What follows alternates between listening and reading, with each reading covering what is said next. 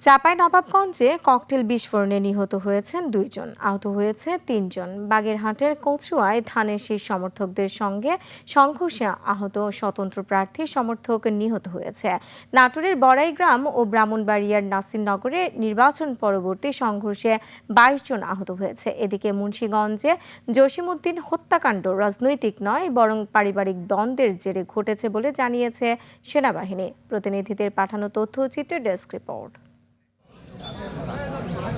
চাঁপাইনবাবগঞ্জে cocktail বিস্ফোরণে ২ জন নিহত হয়েছে, আহত হয়েছে ৩ জন। ভোরে সদর উপজেলার ফাটাপাড়া গ্রামে একটি বাড়িতে এই ঘটনা ঘটে। পুলিশ জানিয়েছে ককটেল বানানোর সময় বিস্ফোরণে এই হতাহতের ঘটনা ঘটে। ঘটনাস্থলে কাজ করছে ক্রাইম সিন টিম।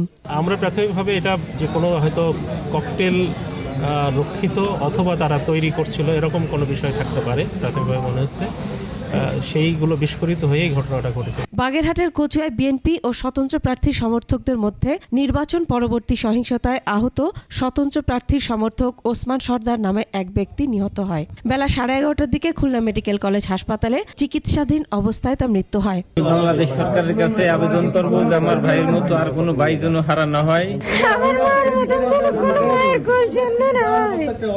এর আগে 13 ফেব্রুয়ারি সন্ধ্যায় কচুয়া উপজেলার ধোপাখালী ইউনিয়নের ছিটাবাড়ি গ্রামে বিএনপি ও স্বতন্ত্র প্রার্থী সমর্থকদের সঙ্গে সংঘর্ষে ওসমান সহ উভয় পক্ষের 10 জন আহত হয়।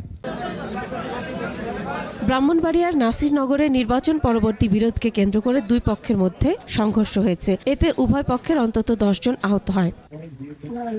নাটোরের বড়াইগ্রামের ধনাইদ এলাকায় দুই পক্ষের সংঘর্ষ ও বাড়িঘর ভাঙচুর করা হয়। এতে উভয় পক্ষে অন্তত 12 জন আহত হয়। আহতদের বিভিন্ন হাসপাতালে ভর্তি করা হয়েছে। এদিকে নড়াইলে এক জামায়াত কর্মীর মোটরসাইকেলে অগ্নিসংযোগের অভিযোগ উঠেছে। সদর উপজেলার বিছালী ইউনিয়নের মির্জাপুর দক্ষিণ পাড়ায় রাতের আধারে এই ঘটনা ঘটে। ভুক্তভোগীর দাবি, রাজনৈতিক কারণে তার মোটরসাইকেলে আগুন দেওয়া হয়েছে। যশোর সদরের নওয়াপাড়া ইউনিয়নের বাহাদুরপুর এলাকায় দুটি বাসে অগ্নিকাণ্ডের ঘটনা ঘটেছে। একটি বাস সম্পূর্ণ পুড়ে গেছে, অপরটি আংশিক ক্ষতিগ্রস্ত। এদিকে মুন্সিগঞ্জে নির্বাচন পরবর্তী সহিংসতায় জসিমউদ্দিন হত্যাকাণ্ড রাজনৈতিক নয় বরং পারিবারিক দ্বন্দ্বের জেরে ঘটেছে বলে জানিয়েছে সেনাবাহিনী। এই ঘটনার পর সেনা টহল জোরদার করা হয়েছে। ধর্মে আমরা যেটা পাইলাম সেটা হচ্ছে তাদের মধ্যে এই পারিবারিক দ্বন্দ্বটাই ছিল।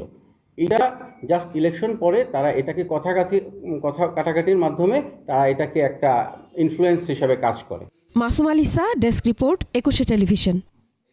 এলো বাংলাদেশে প্রথম pan system sanitary napkin high care sanitary napkin, অভিজ্ঞতা বদলে দিন।